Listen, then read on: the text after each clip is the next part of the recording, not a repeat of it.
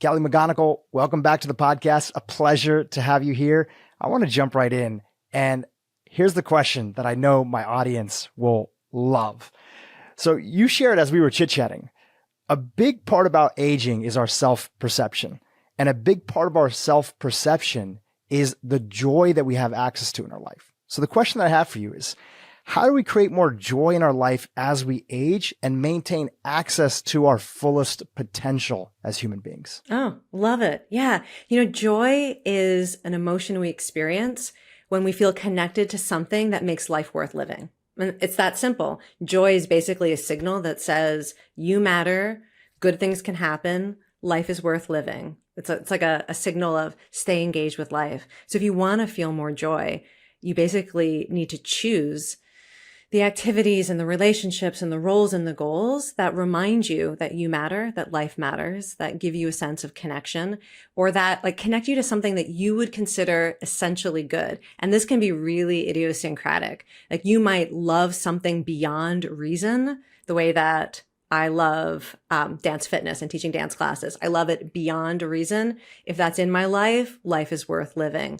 And to really appreciate that signal, to have access to joy means both allowing yourself to do the things that bring you joy and also allowing yourself to receive the signal and allow joy to be something that is almost like a GPS that you can use and follow in order to continue to create a life worth living.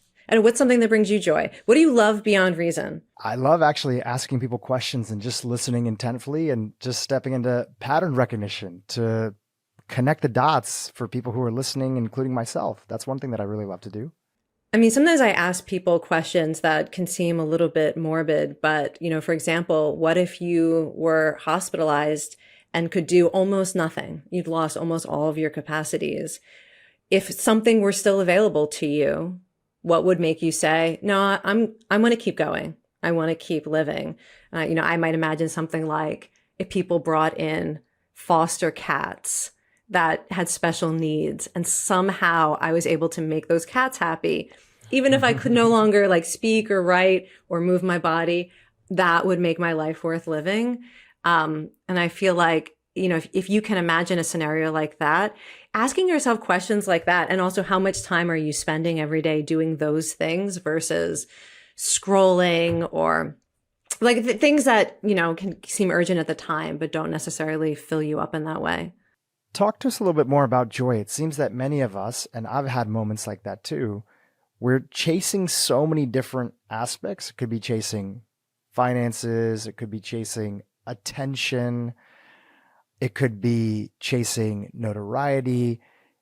Why is joy so underrated as a pursuit in most people's lives? I think one reason might be because joy is fleeting. So, when you ask people, are you happy? They tend to make a global assessment. Are things in my life going well? Am I successful? Do I have good relationships? Am I struggling? Am I healthy or ill? And when people say I'm happy, they're usually talking life is good. And I think people think that that's really the ideal to be striving for. Whereas joy is ephemeral. It rises and then it's gone. It is literally just in this moment. I feel like life makes sense or life is worth living. In this moment, I feel connected. I feel like I matter. I feel like I belong. And joy, it's this light thing is a little harder to control. It's definitely not something you can strive for. And I think it's undervalued because it almost requires a mindset that allows you to appreciate moments. And it requires a real vulnerability to allow yourself to be moved and touched by experiences in life, to be inspired by seeing somebody else demonstrate a personal strength, or seeing a reunion, two people embrace with love and happiness, to allow yourself to be moved by that, to allow yourself to show other people who and what you care about and not feel like you're going to be judged. There's so much about joy that requires this kind of vulnerability, and also a moment to moment attention to what is okay or good in this moment. And joy is also something that is available even when life is hard. in some ways, when life is hardest, we sometimes actually have a stronger ability to notice the small moments of joy and appreciate them. And I also think that sometimes joy is undervalued because until you're actually struggling or suffering, you may not even understand, how much you would fall to your knees and beg for the opportunity to have some of these joys again, and to be so grateful for when you have them. How do we take an inventory of how much joy is in our life? I think for a lot of folks, they have maybe not had somebody ask them, how much joy do you have in your life? As you mentioned earlier, a lot of people get asked, hey, are you happy? And often there can be this sort of response that I've perceived. I'm sure I've given it myself too. It's kind of like when you go to the grocery store and you're checking out and you're buying your groceries and somebody says, how was your day? Most people just say good, because you don't want to get into all the other details, even if it wasn't.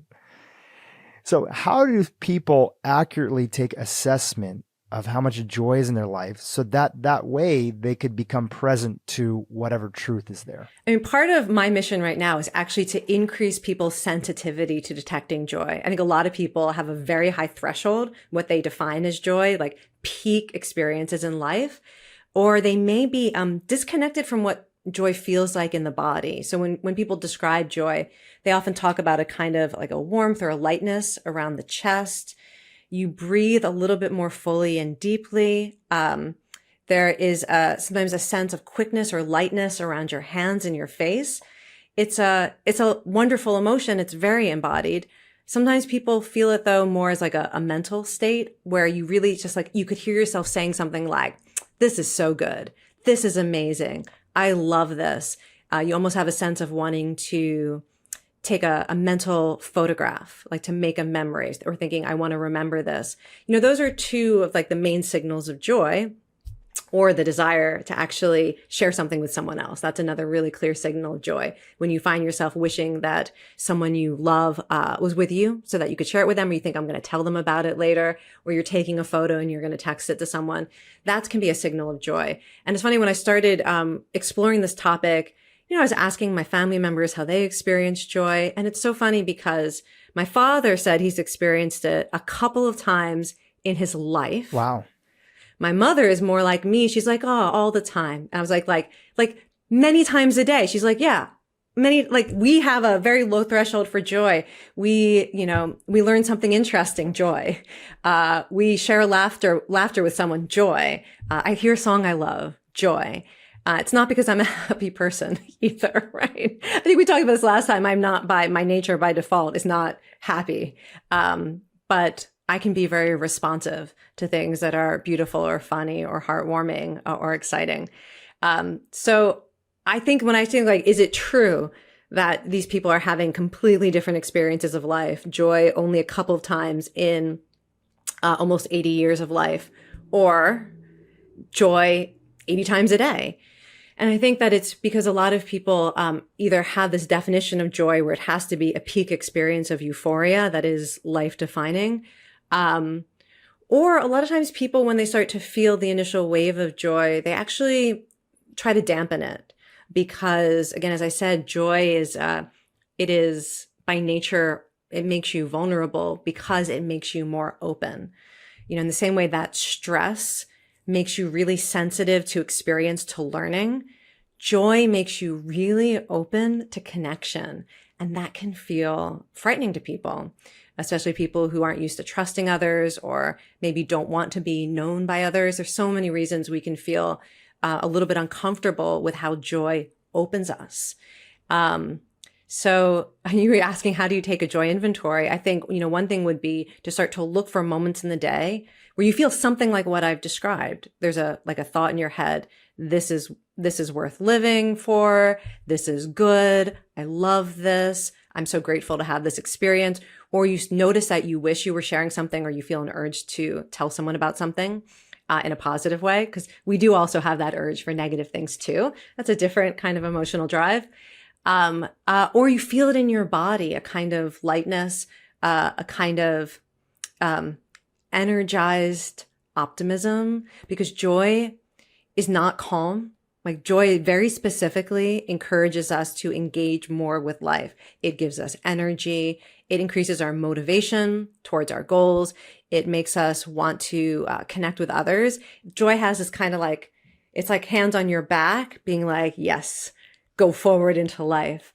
So those are some ways you could become more open or receptive to joy. You know, I'm part of this men's group that meets every Thursday morning. We go for a walk. We call it Man Morning. And it's been something that we've been doing for about 7 years, a local group here in Los Angeles.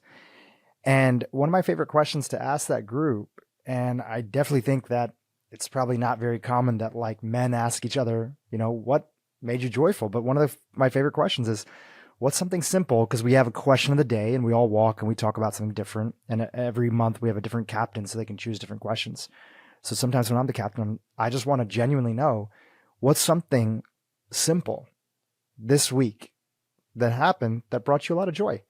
And for a lot of the guys that share that, you know, they're thinking for a second and they realize that something as simple as walking to work that day in a town where people don't typically walk to work, you know, or you might have to take a little bit of a different route, or maybe they parked a little further away and they had a little bit of time to walk over to work to their office when they go in. That brought them joy. Another thing that might bring somebody joy is they don't regularly keep in touch with maybe their nephew and niece, and that week they made a habit of FaceTiming with them every morning. It's these simple things that we forget sometimes that add a significant amount of pep in our step in the day. And they don't have to be these big experiences, although they can be.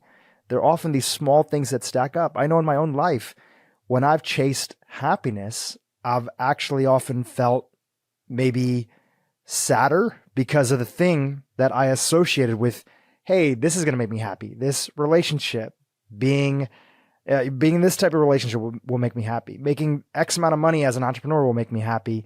And I've often felt lost in that. But when I've pursued just what are little check boxes that I could add to things that genuinely add joy to my day to day, I've often, without even looking for happiness, I've stepped more into a happiness that's associated with being more complete and joyful. I know that's more of a monologue than really a question, but any thoughts on that?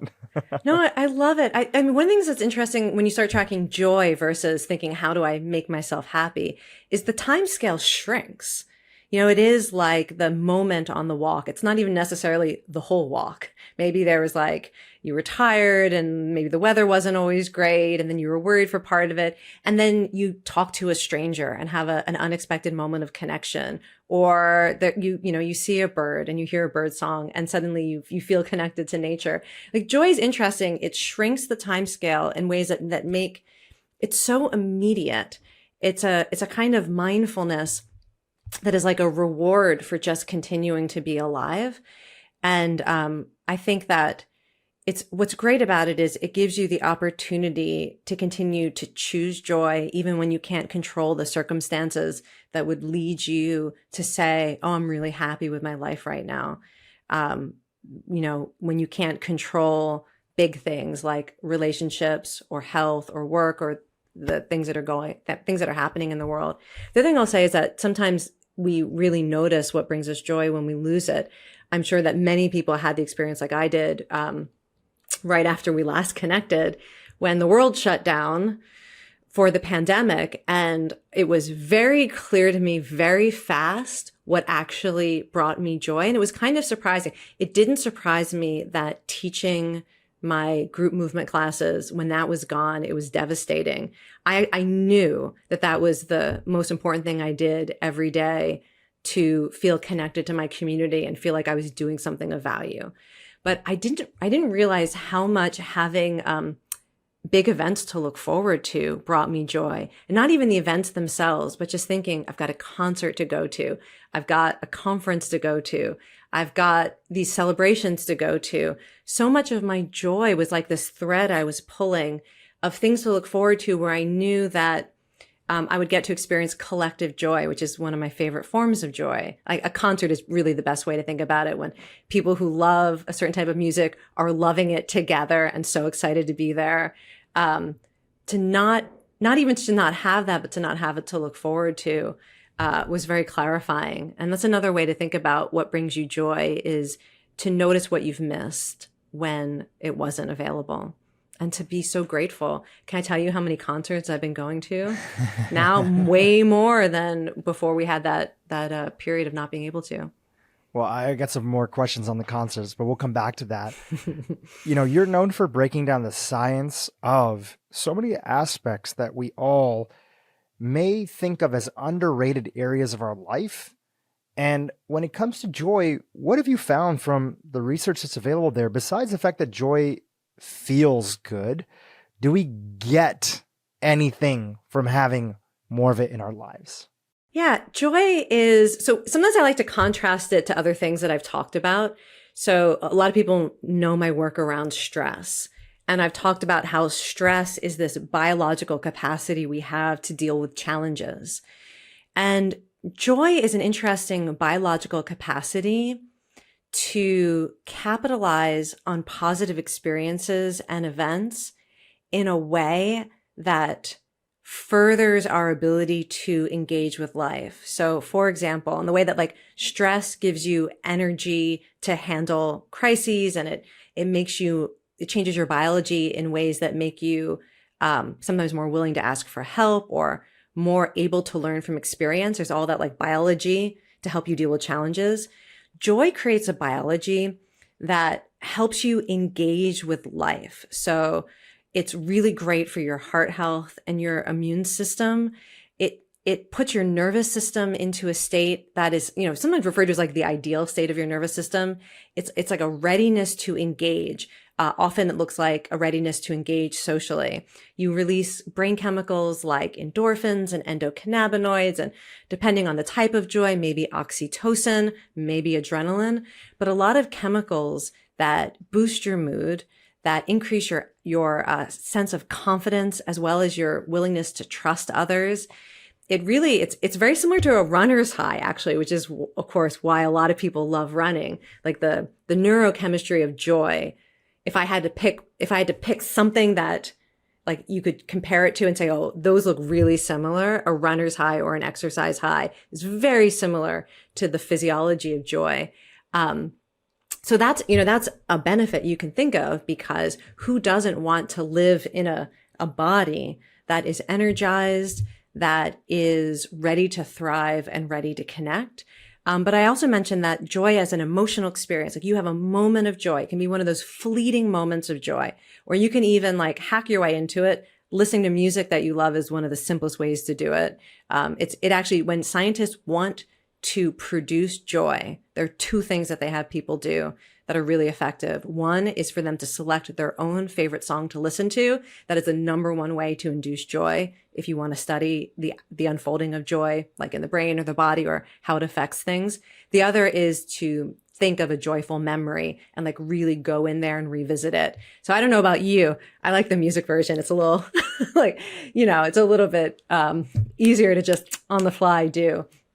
But so it also affects things like your motivation. So when people have a fleeting moment of joy, they feel like they want to take on the challenges in their lives. They want to pursue their personal goals.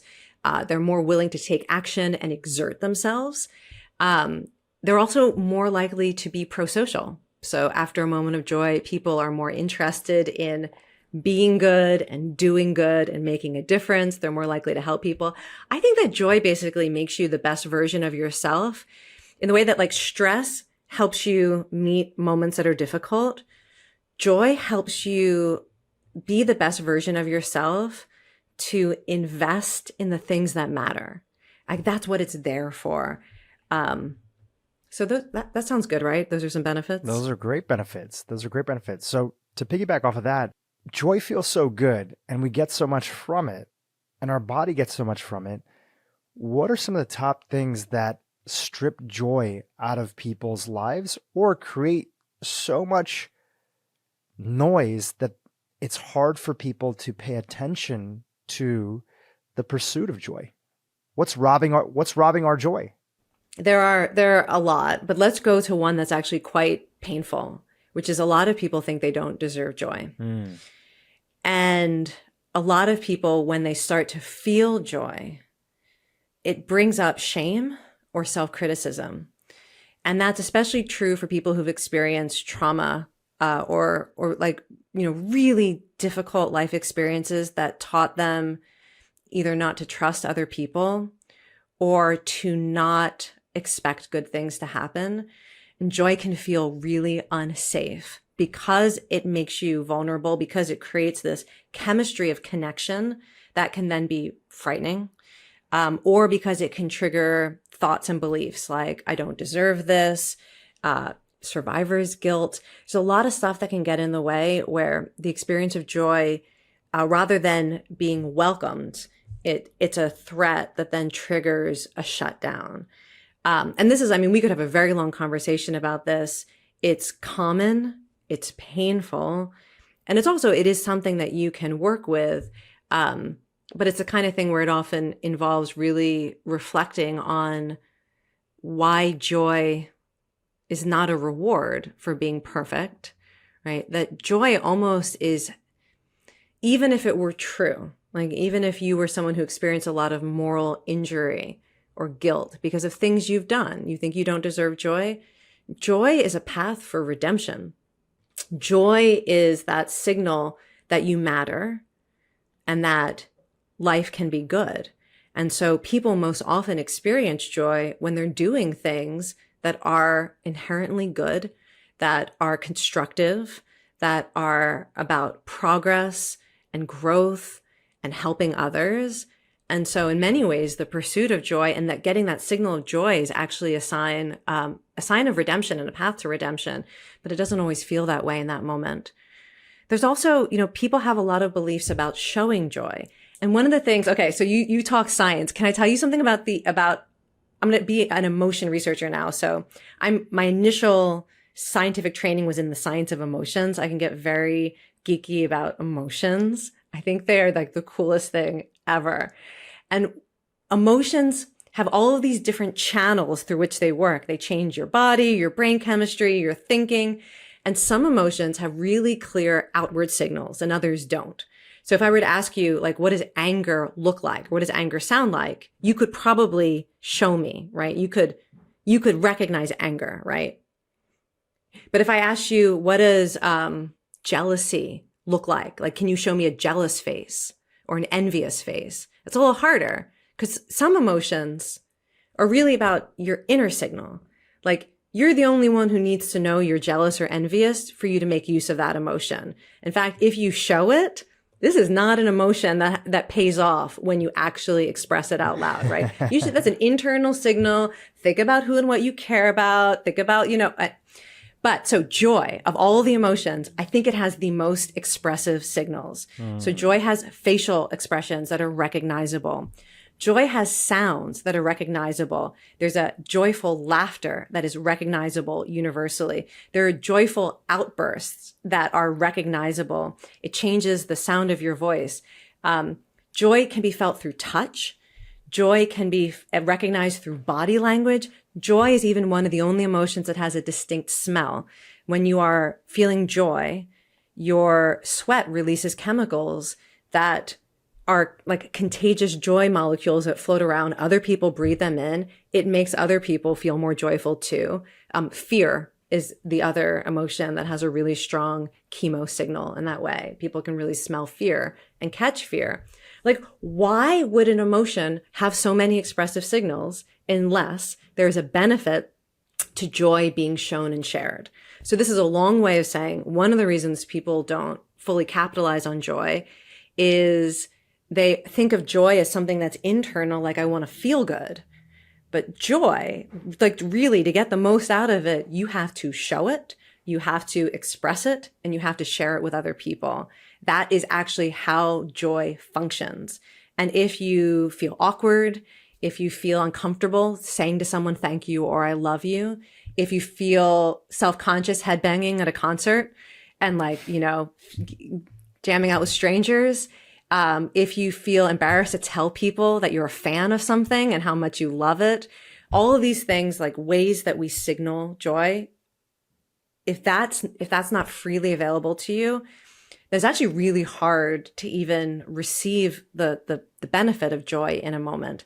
So one of the things I'm really excited about doing is teaching people how to express joy. It's one of the reasons I love teaching dance. It's basically joy choreography. I love that. Singing is a good way to do it too. If anyone doesn't like to dance, I highly encourage karaoke.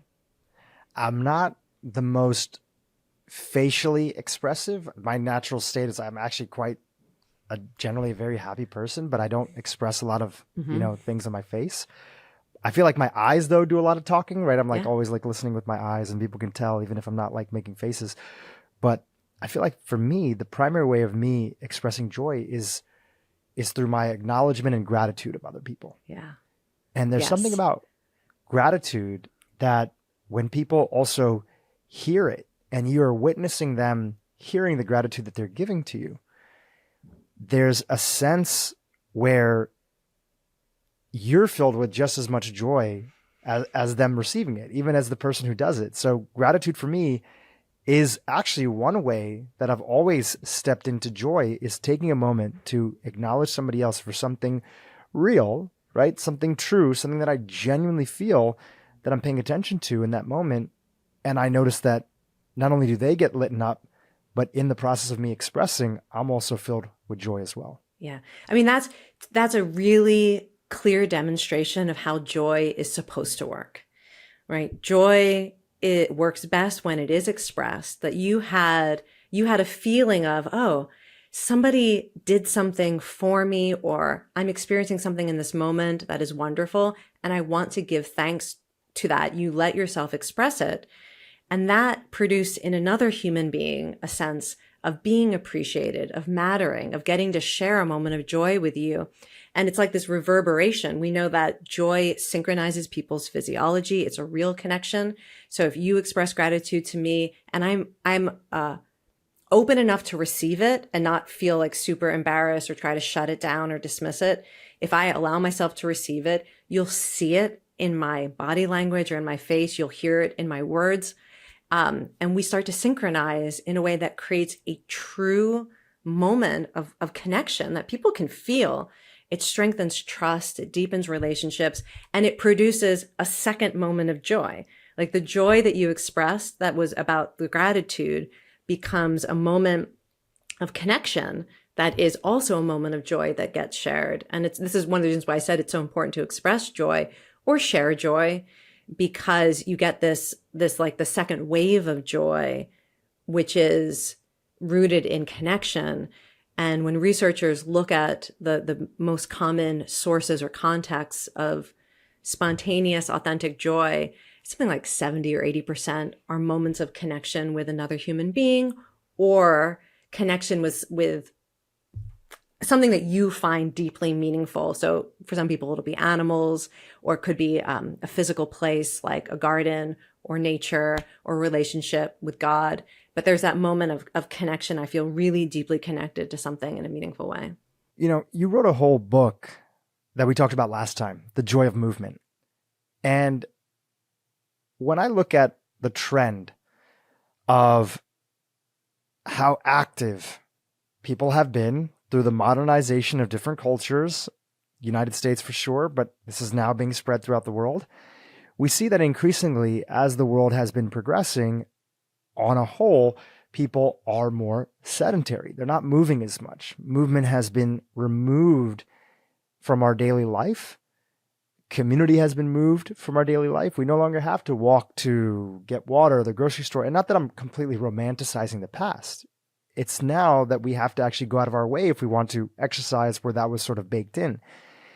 Do you feel like there is any relationship to the fact that it does seem on some studies that I've seen out there, when it comes to, not that I've seen a study measuring or tracking joy over a time, but measures of purpose, happiness, my guess is that those things are connected to joy, that the world is becoming a more sort of, unfortunately, in some instances, more fearful, more anxiety filled, maybe a little bit less filled with joy. And that trajectory is also following this idea of a more sedentary lifestyle. And yeah, do you want to talk about that? Yeah. I mean, so two things you said. One thing, actually, I could have mentioned one of the barriers to joy is mistrust and a sense that in general, you cannot trust other people, or in general, the world is a dangerous place. Now, these can be rooted in reality, but to have that perception can be a real barrier to joy. So sort of independent of whether that's related to being more sedentary, that in and of itself, and how we get fed that message through a lot of media and social media. I mean, you should know when you're being fed a message that says you can't trust other people, that is suppressing your capacity for joy in the same way that being sedentary can suppress your capacity for joy. I mean, there's a lot to being physically active that essentially supports your capacity for joy. So even like, I would argue you can find activities that actually give you joy, whether it's sports or being in nature. For me, it's often dancing. For a lot of people, there's going to be an activity that is in and of itself joy creating. But like, let's say, different conversation. Let's talk about the biological effect of being more active versus being sedentary. There's so many ways that it changes your, what I call biological readiness for joy. So people who are more physically active, their brains find it easier to respond to positive experiences with the chemicals that we know are released during physical activity. It's like you teach your brain to produce rewarding chemicals like endorphins and dopamine and endocannabinoids and oxytocin. You produce them when you exercise, when you're active, and your brain learns how to do it so that when you hear something funny, it's easier to laugh. When you experience a moment of love, you feel it more deeply. Like life, you're more sensitive to the joys in life. Similarly, we know that when the body is in a state, sort of your nervous system is relatively balanced, lower inflammation, it creates a biological readiness to experience the emotion of joy, including social connection. And so if you're doing behaviors that increase systemic inflammation, like being sedentary, but there are other things too, like not sleeping enough or eating a diet of highly processed foods that aren't ideal for you. There are a lot of things you can do that create that that create inflammation. That would also kind of suppress your biological readiness for joy.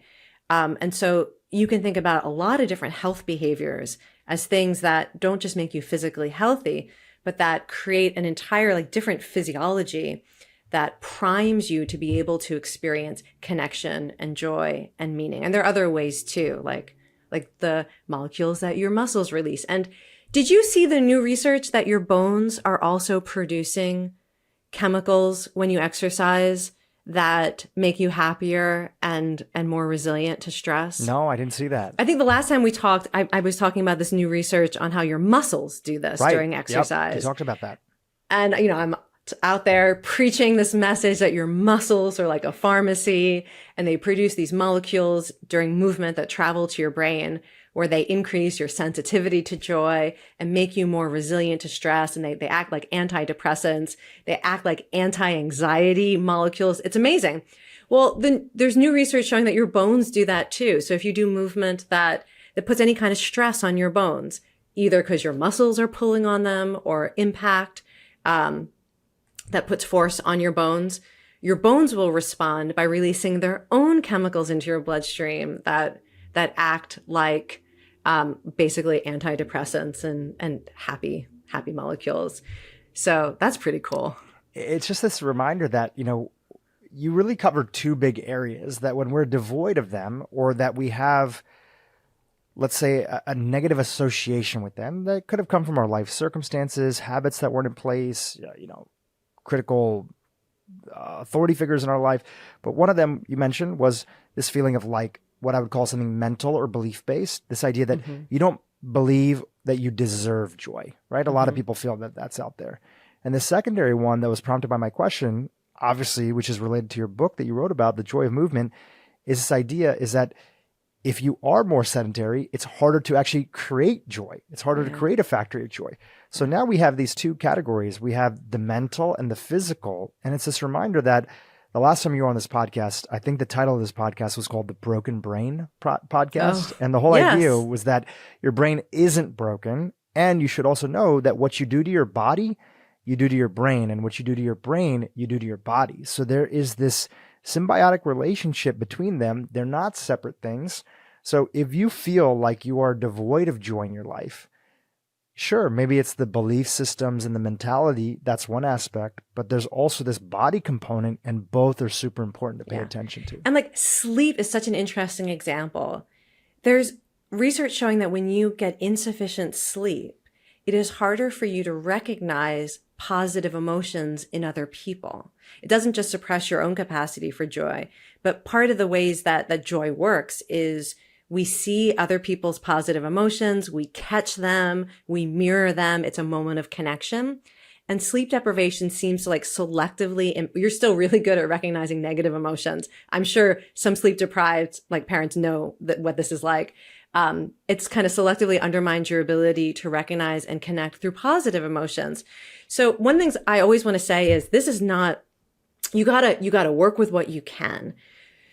There are a lot of people can't move their whole body, are living with illness, pain, disabilities. You move what you can in ways that you can. There are people dealing with real mental health challenges. You can't just like spontaneously think differently about whether or not you deserve joy. I understand that these are complex issues where people are really struggling. It's not because people are lazy or because people just, it had never occurred to them that they probably shouldn't have thoughts of self-hate. But what I want to say is what I think is interesting about the way you framed it is, so there's always a way in. You could start with your body. You could find the thing related to caring for your body that is accessible to you, whether it's movement or nutrition or sleep. If you're finding it very hard to control or take care of your physical experience, maybe you start with a mental practice, like a gratitude practice, or listening to music, that because this mind-body relationship goes both ways, there's always a starting point. And I hope that people feel encouraged rather than thinking like, oh my gosh, if I don't get perfect sleep and exercise every day and, do all these things, I'm somehow, I'm inhibiting my joy. Also, we can increase our capacity for joy through some very simple approaches. And as you've talked about before in your book, The Upside of Stress, and other content that also was in the joy movement, is that joy and the creation of it internally gives you more access to that resilience that's there. I want to talk about that for a moment. For those that are not familiar with your story, or it's been a little while since you've been on my podcast and some other podcasts where they might have heard you. From a young age, you had health issues. I believe you started off with these migraines that you were having. Not migraines. Or headaches. Migraines, headaches. at least people can explain and treat. They were like some type of headache? The way that I talk about it is, so my understanding is that most people, they wake up in the morning, if they don't eat, they get hungry. And if they stay up, all night, they get tired, right? You get your body just gives you clear physical signals.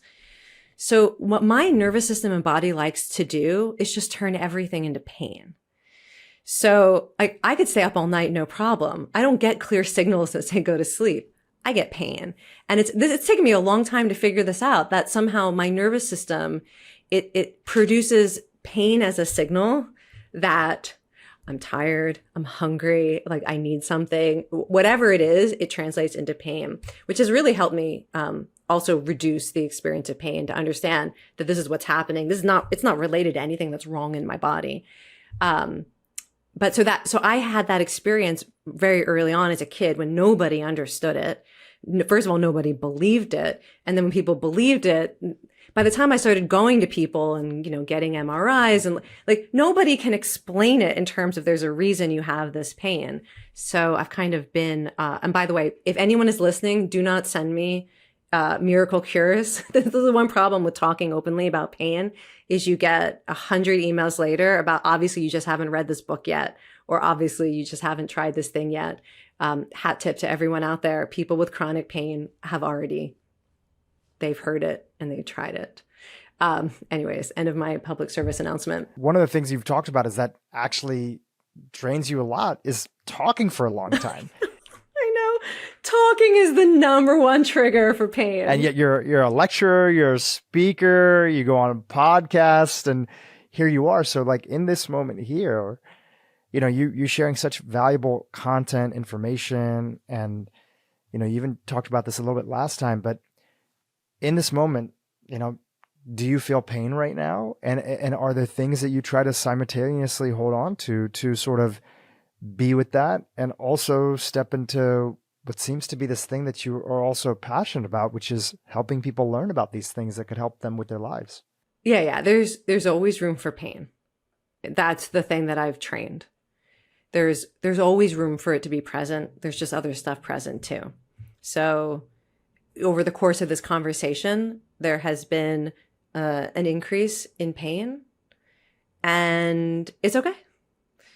It is a lot of people who deal with chronic illness of any type will tell you that they have a sense that they have a certain amount of energy or activity that they get to spend, and then there also is a cost to that.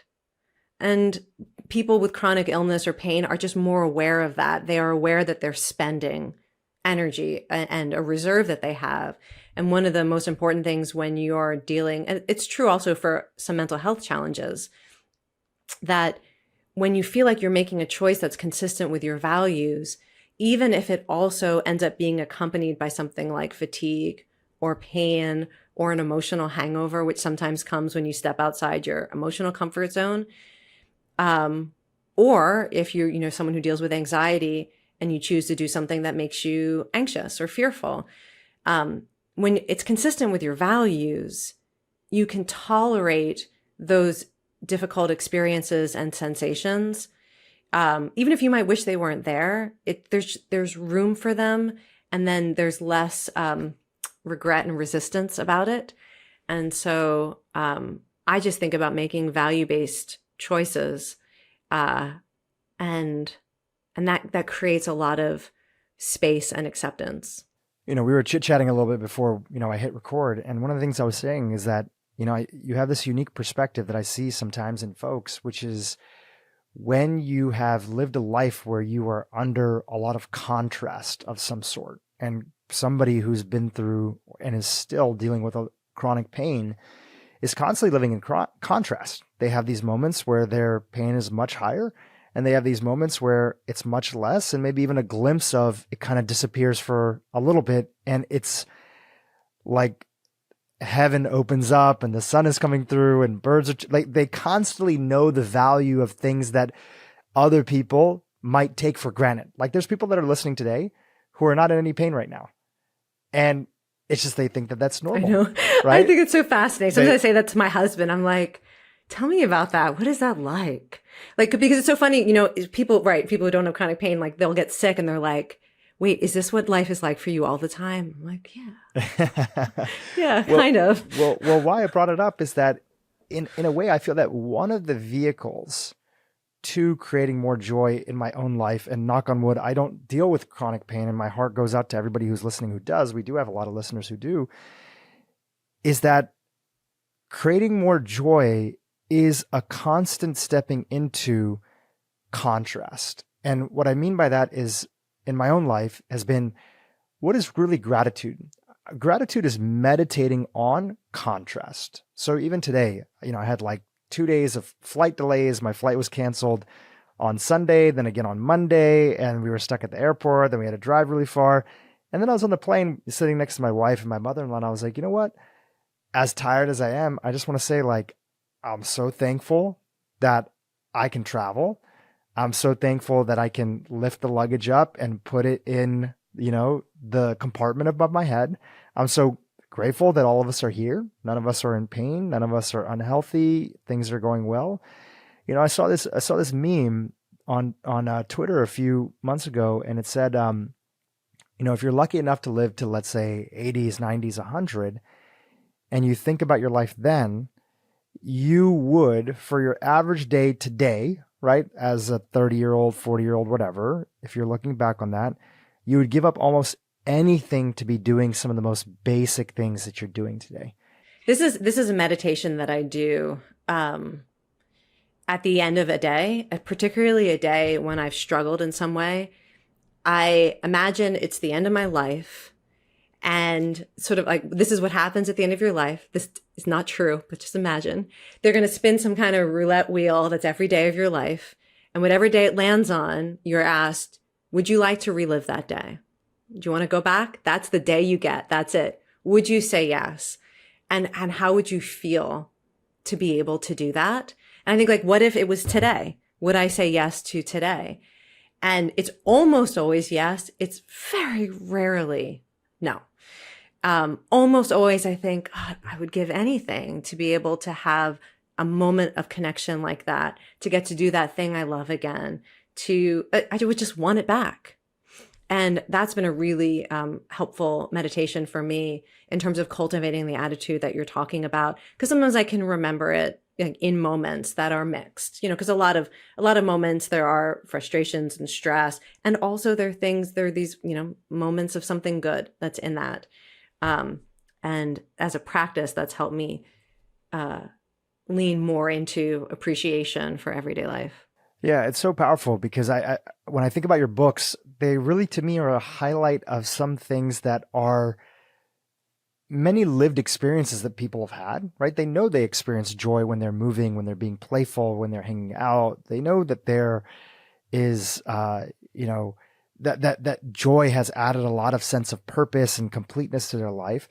But often we can get caught up with so much of the day to day, and we forget to bring in the contrast that puts us in a place to think like, I'm quite lucky to be doing what I'm doing right now. Or, that doesn't mean everything is, rosy all the time, as you mentioned, but in this moment here, what can I be grateful for, even in the midst of this stress, this difficult project, this unfortunate news, so that I can make myself more resilient. So I think of you as highlighting a lot of the things that are the most fundamental practices that are there for people that we kind of overlook because we got caught up in the sort of day to day, which is a natural part of the human experience. And I think, like, for part of it is, for me, I have always been in awe of human nature. I know there's a lot of ugly aspects of human nature. Like, for every good instinct humans have, we have a competing destructive instinct that is sometimes necessary or useful. But I've always felt this kind of awe at people's capacity for things like courage or kindness, or resilience, making meaning out of things you would never choose to experience. It's a real genuine appreciation. And so a lot of what I do is trying to help people feel that is possible for them too. That you can have a kind of an appreciation or awe of your own capacity for all of these things. Because I really sincerely believe that it's at the heart of our human nature, and we can embrace our, like, conflicting natures and feel like it's a worthwhile aspiration to move in the direction of the better parts of human nature. The New York Times hit you up a while ago, and they asked you to put together the Joy Workout, right? Yes, that was so much fun. I also want to talk about what was supposed to happen with that we didn't have the budget for it. Well, I would love to hear about that. Feel free to give us the behind the scenes too. And then I want to kind of go from there once you describe what the Joy Workout was, because I think it's worth talking about. And yes, we would love the behind the scenes. I'd love to go into what would a prescription, almost the way that you came up with this workout, we'll link to the feature there. It was really cool.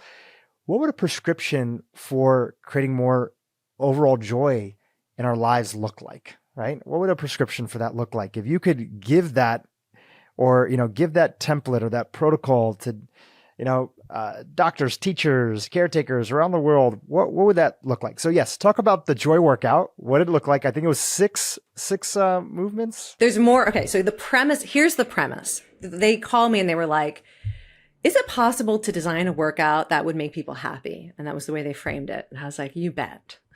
I do it every day. So there's lots of ways that you could design a workout to make you feel better. Like, some of the other things you could do is go out in nature, or, get better at something hard and meaningful to you. There's lots of ways to do it. But I said, here's my premise for this, what we could do in a video, because they wanted to do a short video. We know that there are certain ways that people move their body when they feel joy, when they feel triumph. I mean, you could do it right now. Triumph, you throw your fists in the air, you pump your shoulders. When people are feeling awe, they lift their palms, they lift their chest, they look up, they breathe deeply. When people get good news, they bounce up and down. There's yes. So there are these ways that people move when they're happy and when they want to connect to others through joy. So I said, let's turn them into, the way that I usually teach it is I call them joy moves. And either you can create choreography out of them the way I do in dance classes, or you can just do them like exercises, the way you would do a push-up, jumping jacks, squats. You can do joy move 1, joy move 2, joy move 3. They're great physical movements. We designed it so that I want you to move your spine in every direction, and it's modifiable based on whether you can move your legs or not, all of that. But it's basically you can induce joy by moving your body in joyful ways. And that's what the research shows, that even if you're not thinking about it, if you put your body through those movements, it makes you feel more joyful.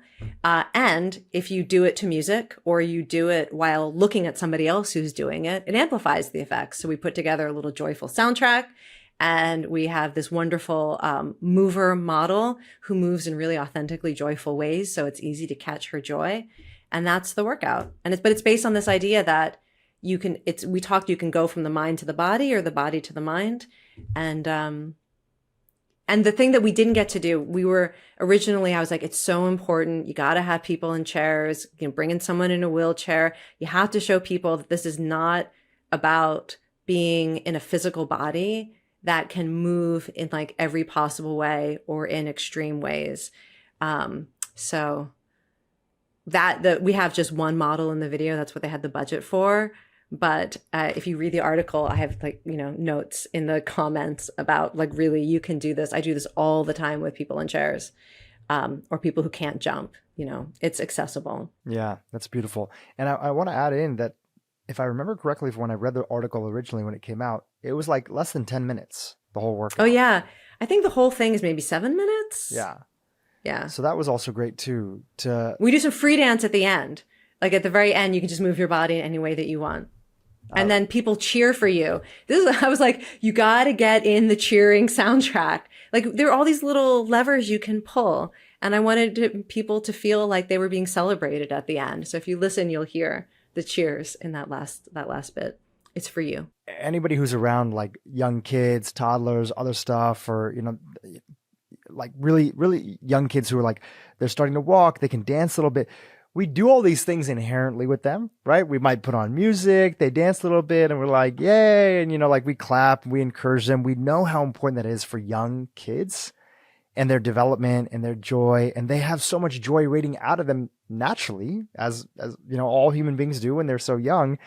We just kind of forget to practice some of those same things as we get older. So we're sort of bringing back a little bit of a childlike sensibility to really create that joy that children naturally have. I often will tell people, pretend that you are accompanied by a 4-year-old who thinks you are the coolest person on the planet. And then whatever you're doing, if you don't have one, invite one if you've got one. But just that idea, because the way that kids, especially kids who think you're really cool, it's just not consistent.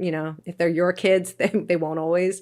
But that there's a certain energy that it unleashes something in you where you're willing to be a bigger version of yourself, or a louder version of yourself, or a more playful or competitive version of yourself, whatever it is, a more open version of yourself, expressive. So you can just imagine that and think how would I be enjoying this concert if I were with a 4-year-old and who was extremely excited to be here? How would I enjoy this meal if I were with a 4-year-old who was so excited to be enjoying this with me? Yeah, there's something really beautiful about that. Okay, so there's the 7-minute, 8-minute workout. Yeah, mm-hmm. And then you wanted a prescription for life. Well, just if you would add to that, if you would add a stack, if you would add a protocol, Kelly's protocol that's there. People are always interested in. Funny. Yeah, right? I don't have systems. I'm the least, I don't track anything. I have no metrics for anything.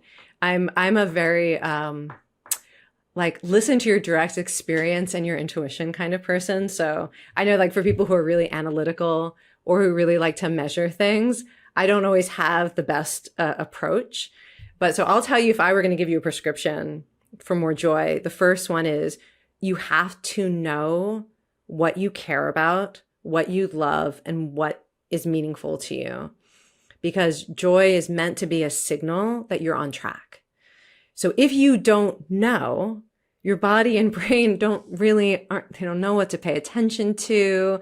It's harder for like your joy system to figure out, get their attention. This is a moment that says you are connected to a source of meaning. This is a moment that says you belong. So, they're different things. So one is to trust what you love and to really like be open and curious about it. What do you actually love in a like non-cynical, enthusiastic way? What is something that just in the moment you are convinced this makes life worth living? And that can be, almost anything. Another thing is your values. Like when you think about the choices that you make, what you want to prioritize, who you want to be, what you want to be known for, right? Those are your values. Anytime you have an opportunity to affirm your value, it can open you to joy. It could be a moment of joy. Another is people are going to think this is so obvious or cliche, but helping other people. It is the easiest way to access joy. When people talk about moments of joy in their life that were under their control, right? Not like something amazing happened.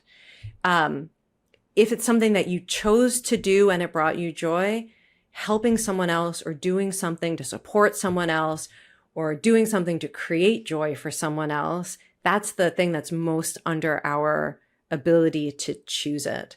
And so if you're not already oriented to that, it's worth doing. It's the easiest joy lever to pull, maybe other than listening to your favorite music. Oh, and adopt a pet. Wait, can we add that to the prescription? I mean, unless you really don't like animals, but if you have any inclination in that direction, that surely is going to increase your daily experience of joy. One of my favorite authors is Eckhart Tolle, and he wrote this book called, I think it's called Milton's. It's a book about pets and how pets help remind us as human beings about the present moment. And I don't have a pet now, but I love being around dogs, cats, probably dogs a little bit more so than cats. Not that I have a problem with cats. And there's just a reminder of just the immediate joy that's available to us in each and every moment. It's just, I can understand why people feel so good around pets. Yeah. And pets allow you to experience interdependence in a way that people don't always get to choose in their lives, or maybe didn't receive early in their lives, that you can be loved unconditionally. That's more the dog thing. Or that you could really choose to pay attention and give to someone in a way that creates a deep and special trust. That's a cat relationship, right? I mean, but you could choose a kind of bond that maybe you weren't given when you deserved it earlier in life. And animals often open us up to that. And that can also, it is a source of joy, but can also increase our readiness to experience joy with human beings. I saw a really great graphic that we'll link to in the show notes about the sort of decline of friendship for the average person. Actually, both men and women in the average, even though women in general are better at sort of having a larger sort of friend group and maintaining, and especially at the bottom end of the spectrum, people who are at the bottom end of the spectrum of only having, maybe one or two close friends as an average of part of society in the past, now having maybe, especially for a lot of men, having no close friends, especially as they get older and older. What's the relationship between our friendship decline and joy? Yeah. Can I tell you, can I give you my best piece of advice for friendship, by the way? Please. Gosh, I'm trying to think what book this came from. I was reading a book that was it was basically about how to create more social connection. I'm interested in this because this is what I try to do in the group classes that I teach to build community.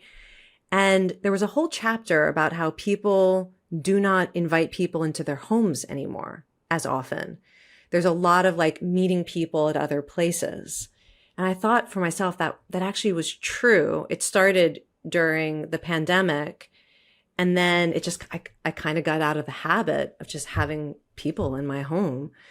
And they made the argument that until you're comfortable being in your home with someone, not entertaining them, but just living in your home with other people as your home actually is, including being messy or whatever, that like real intimacy is very difficult. And when I read that, it was maybe like a year ago or so, I was like, I got to start bringing more people into my house. And it does make a difference. People I thought I was friends with, to have them in my house in very casual, non like super entertainment ways really does make a difference. So I'm going to put that out there as advice I want to pass on that made a difference for me. So just to clarify there, so having people over, and it doesn't have to be a game night or dinner or a potluck or whatever. It's just, hey, you come over, and it might even be that you're doing your thing and they're doing theirs, and you're just within each other's company. Is that kind of what you're talking about?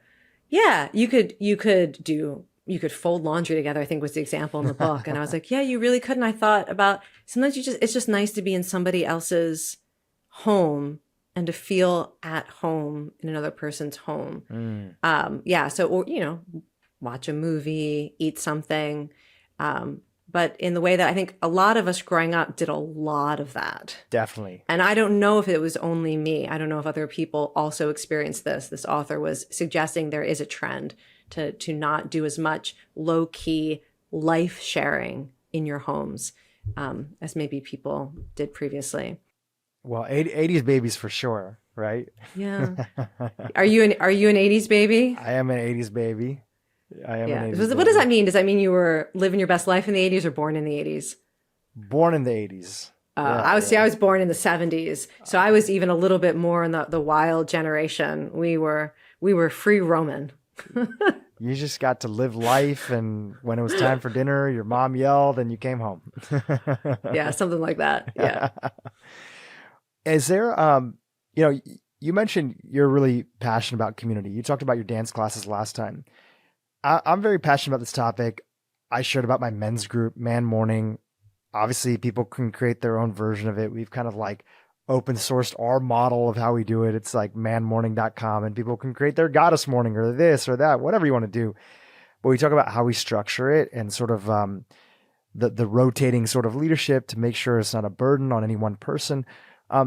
Any other tips that you have for people who genuinely, I'm seeing this more and more, people that actually are quite smart and are pretty driven in life and think of themselves as outgoing, but maybe they moved to a new city for the second time as an adult. They don't know somebody there, or they're older and they just got divorced, or you know what? Their friends, they actually just don't feel in alignment with them anymore, right? They're maybe more focused on joy, which is why they're listening to this podcast, and they feel like their friends might want to traditionally connect over complaining or alcohol. No judgment on it, but it may not be what they're looking for right now. For people who are looking for places to meet people, if they don't have access to a dance class like yours, do you have any suggestions for them? Yeah, I mean, activity, shared purpose. Because when you're looking to build a sense of belonging and community, if you're starting with strangers, having shared goals and shared physical activity, or like that you're doing something together, it's such a catalyst for true connection. I think in The Joy of Movement, I wrote about Green Gym, which sounds like a gym, but it's not. It's people who get together to conserve land or tend to community gardens, or just like make natural public spaces more accessible and greener and more wonderful. And that it provides a kind of belonging because people are in this shoulder to shoulder effort. And that the conversations you have with people when you're shoulder to shoulder and you're doing something are different. It takes away, it leads to different conversations, a greater sense of bonding and belonging.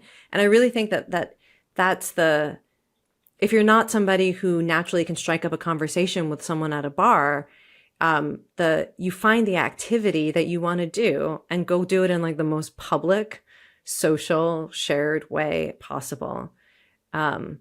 Because the activity itself is like a bonding agent. And then, take what we know about conversations and bring them to a shared activity. So a lot of people, it's great that you said you go for a walk when you do it. Yeah, we go for a walk. Yeah. So that makes a lot of sense. There's a sense of, which is easier for men to open up to each other and talk about real stuff that's going on in life versus like sitting down in front of each other and looking at each other in the eye and opening up about what's working or what's not working. Yeah. And then you're moving in the same direction together. You've got that synchrony of physically of doing something together. And then when it comes to conversations, there are things that you can talk about that deepen the quality of new relationships. Talking about what you love is one of them. Talking about what you care about.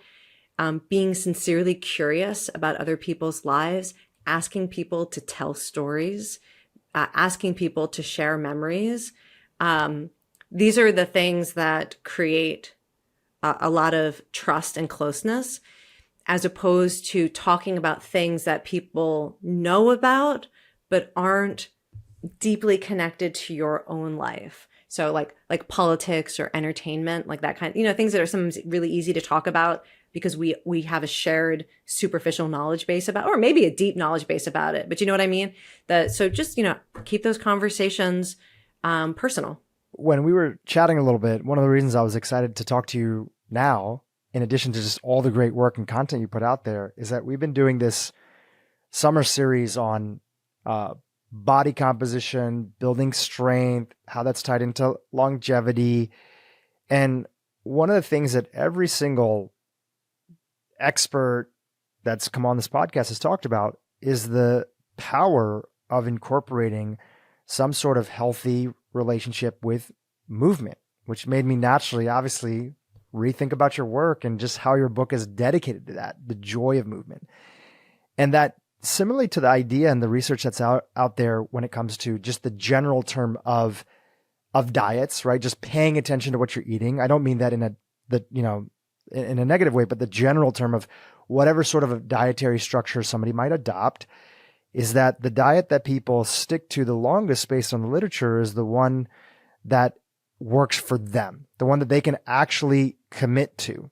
So just because somebody else's way of eating might work for them, keto or vegan or this or whatever it might be, it's what you're going to stick to that actually is going to lead to the results. And I think about that in the same context when it comes to movement, that sure, there may be this ideal version of like, I want to be here with my movement that you might have because you're romanticizing what somebody else is doing, or you're excited about the literature that they're putting out on strength training or this.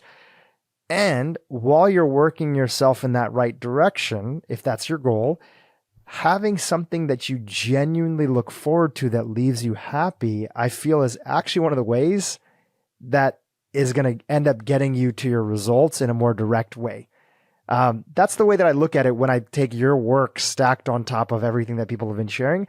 Any thoughts about that? Yeah, well, one thing I always try to emphasize is there are a lot of ways that movement can bring you joy, and it doesn't have to be limited to, I enjoy every moment of this while I'm doing it. It's fun or it's comfortable. I often say find the form of activity that either, it can be like any of these, makes you feel good while you're doing it. That's great. Or makes you feel really good about yourself after you've done it. Or makes you feel better about other people and life in general. Sometimes an activity can be really challenging or uncomfortable. And in the moment you're going through it, there is some part of you that always wants to not be doing it. That is a really common experience with physical activity that I would still consider joyful if while you're doing it, you also feel like there's a purpose to this. I'm kind of impressed with myself that I'm doing this. Afterwards, there's a story you can tell that when it was hard, you stuck with it in a way that was safe for your body, but pushed you beyond your comfort zone. and then releases all these chemicals that make you feel emboldened and encouraged to take on life. Like there's a lot of ways to find an activity that is joyful. And I think it's so important because a lot of people may never find an activity where every second of it is full of bliss. Some people do. I do lots of activities, and some of them are, the activity that I look forward to the most now is the most uncomfortable because it surprised me that I could do it. It's a form of high intensity training where it's really all I can do to just keep going. And in my head, I have this mantra, don't have an opinion about it, which is a really nice thing to actually train for life. Like I could choose not to have an opinion about this. We're doing mountain climbers. We're doing mountain climbers. It's 30 seconds. It's 30 seconds. You don't have to spend 30 seconds deciding whether or not you're going to keep going. You don't have to for 30 seconds think you should be doing something else. You could just, give into reality and do it. Anyways, so that's joy for me, even though it's really hard. So I encourage people to look for activities that, you will commit to the activity that you either enjoy or makes you feel good about yourself or makes you feel better about life. And maybe there's one for each of those that you could look for that fulfills a different need. It reminds me of this great quote that you have. You say, movement teaches us how to survive hard things. That is just true. It can. And some people don't need to learn that, by the way, I should say. Like when I talk to ultra runners and like adventure athletes, I thought, I don't need to practice suffering that much. Right. But for some people, it's a lesson that is really well learned through incredibly difficult movement experiences, and the confidence it gives you, and the strength, the faith, the self-trust, the learning to open to help from others. There's so many lessons you can learn from doing hard physical things. And that is absolutely included in my definition of joy. And to only if you choose to do it. That's the other thing, is this has to come with autonomy. That sense of saying yes to it. I chose to do this not because I'm trying to fix my body or because I'm trying to impress other people or because there's a voice in my head that says if I don't do it like full out as hard as I can, it doesn't count. There's a lot of like things that could drive you to do hard things that maybe aren't the healthiest way to approach it. But if you're choosing to do it, it can be joyful. And the same is true for any other aspect of movement, whether it's choosing to spend time in nature, choosing to do movement with other people or on your own, choosing to express your competitive nature or your cooperative nature. There's so many things we can choose through movement. Just to add to that a little bit, is that there's been definitely times in my life where I've pursued things out of vanity or because, I wanted external attention. I'm a human being. We've all gone through different versions of that. And what I know is that even if that thing got me started, which many times it did get me started, right? It's not the thing that kept me going. And ultimately I had to find that real reason, which just came back to the feeling of like, I actually feel good in my body, especially when it came to the consistent aspect of finding movement that worked for me and finding. Please jump in. This is one of the reasons why I don't talk about appearance and weight when I talk about movement, because there's all this research that shows it's a very common reason to get started.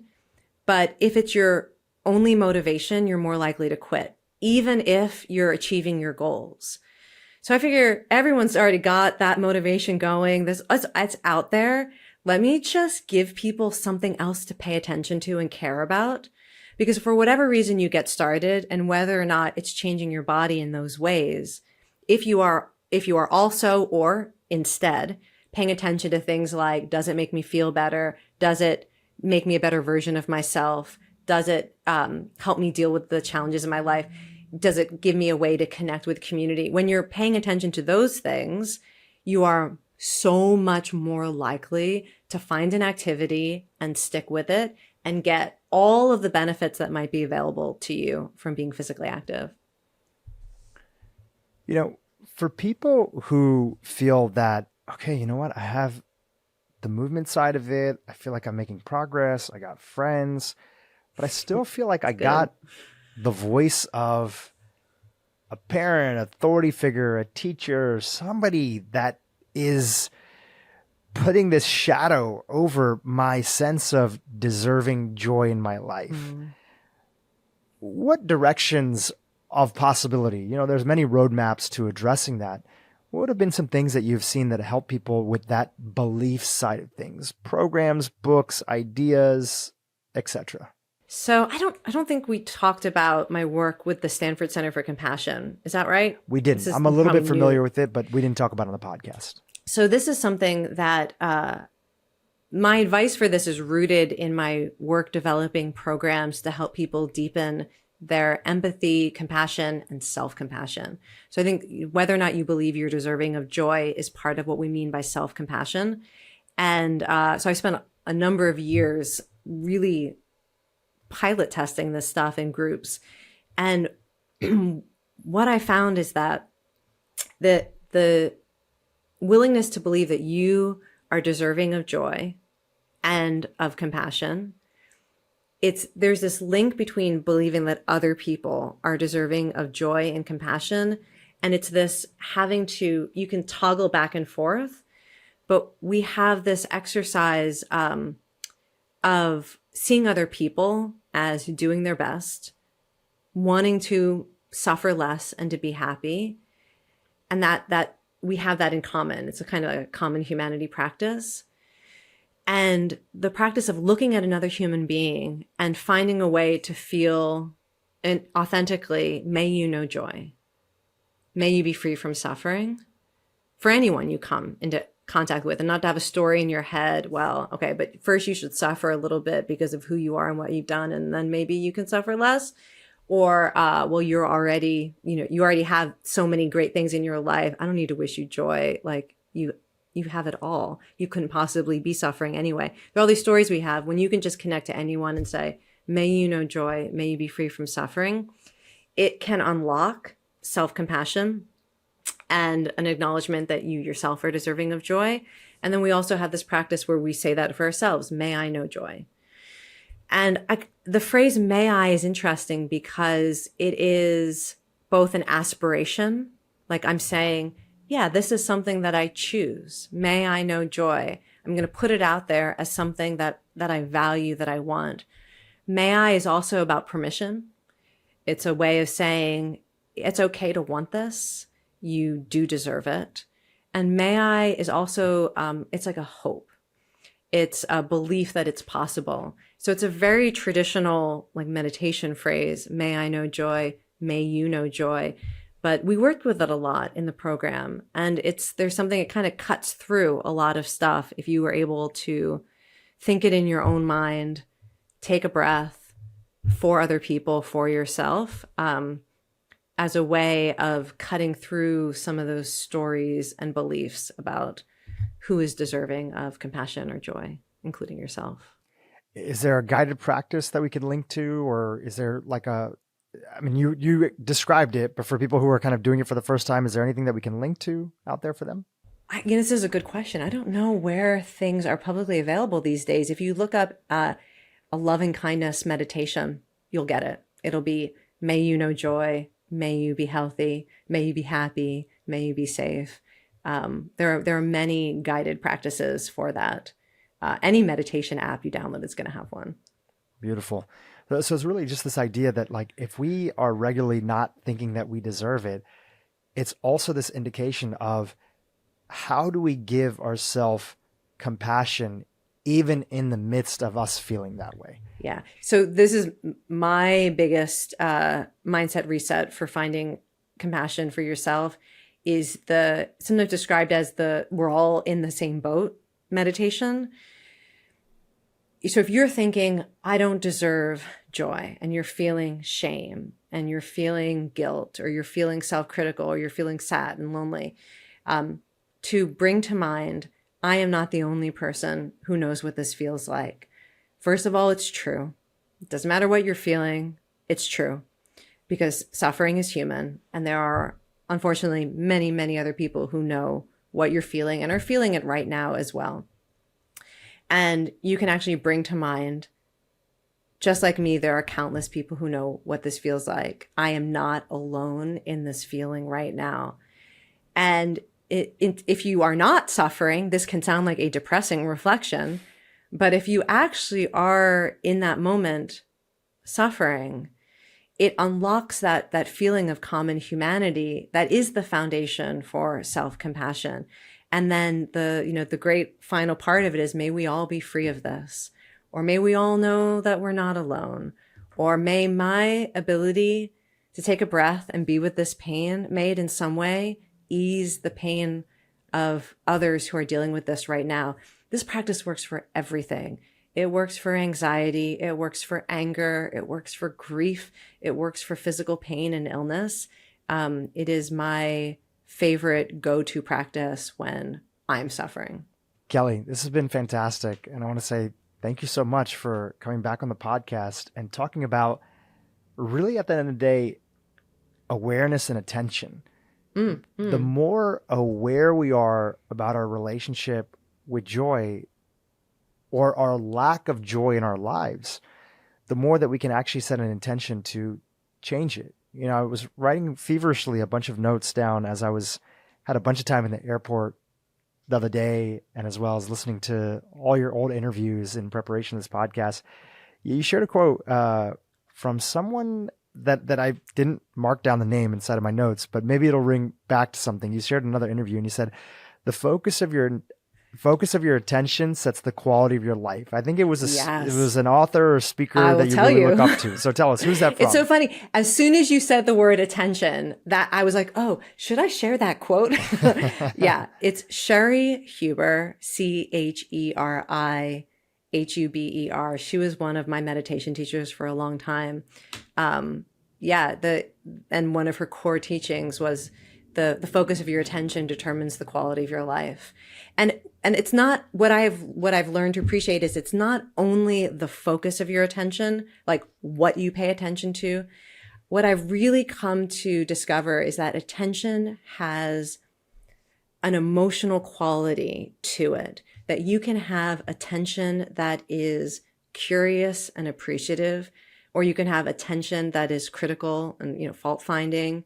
You can have a quality of attention that is loving. And I think that is also, so it's what you choose to focus on. And also to view attention, it's not just binary. Am I paying attention or not? It's like you tune your system to receive the world through a particular filter.